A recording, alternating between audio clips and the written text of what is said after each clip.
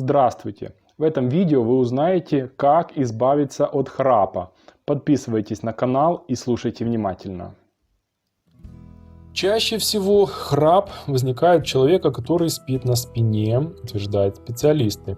Так что следует приучить себя спать в другой позе, например, на боку.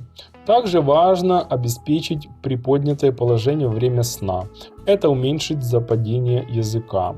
К тому же отток жидкости к нижней части туловища приводит к меньшей отечности слизистой носоглотки, увеличивает ее просвет, дыхание облегчается.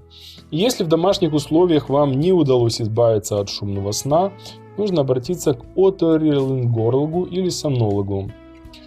И иногда достаточно вернуть вес в норму, чтобы и ночное дыхание восстановилось без проблем. Если же дело не в этом, надо исключить другие факторы риска.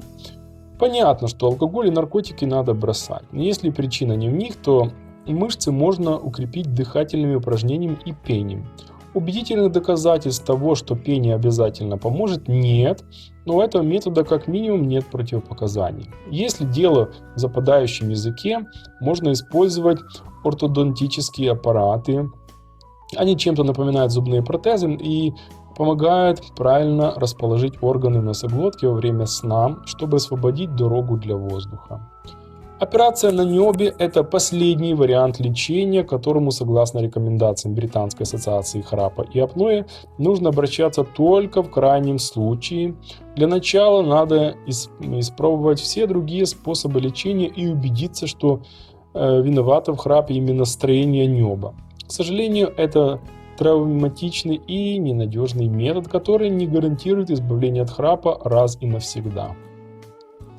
Проще всего избавиться от храпа, возникающего только во сне в позиции на спине. Такой храп позиционно зависимый. На гражданской войне в Америке храпящим солдатам подшивали пушечное ядро к солдатской форме на спину. И они не могли спать именно на спине и не будили остальных своим храпом. В наше время избавиться от храпа в домашних условиях можно народным методом, вшивая в пижаму теннисный мячик на спину, либо надевать рюкзак с бумагой на спину. Это также предотвратит сон на спине и, следовательно, храп. В целом метод является довольно варварским по отношению к храпуну и поможет далеко не всем, а только тем, у кого проблема проявляется исключительно при засыпании храпящего на спине. Этот метод борьбы с храпом вызывает устойчивый условный рефлекс, не позволяющий спать на спине, однако поначалу избавляться от храпа данным методом тяжело, сон существенно ухудшается. Существуют специальные ортопедические подушечки, которые не позволяют спящему переворачиваться на спину, ему приходится спать на боку. Как следствие, потенциальный храпун избавляется от храпа на спине. Одной из причин возникновения храпа и апноэ считается слабость мышц глотки, поэтому доктор Флек из Америки предложил специальное упражнение, повышающее тонус мышц глотки. Выполняется такая гимнастика перед сном.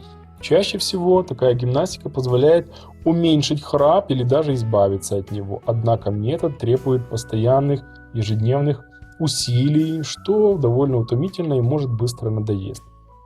Купите капу. Нет, вы не на ринге, но капа пригодится, чтобы избавиться от храпа.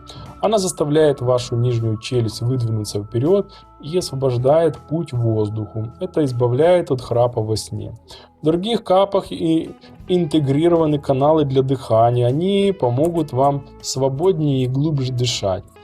Дополнительный плюс – скрипеть зубам по ночам вы тоже не будете. Слегка прикусите ее и будете потрясены, насколько она удобна, если правильно подобрана по размеру. В капе с отверстием для воздуха сможете без труда разговаривать. Боковые стабилизаторы капы плотно прилегают к нижней челюсти и прижимают к небу язык. Перед применением этих рекомендаций обязательно проконсультируйтесь с вашим врачом, подписывайтесь на канал и поделитесь ссылочкой на это видео с вашими друзьями. Пока-пока.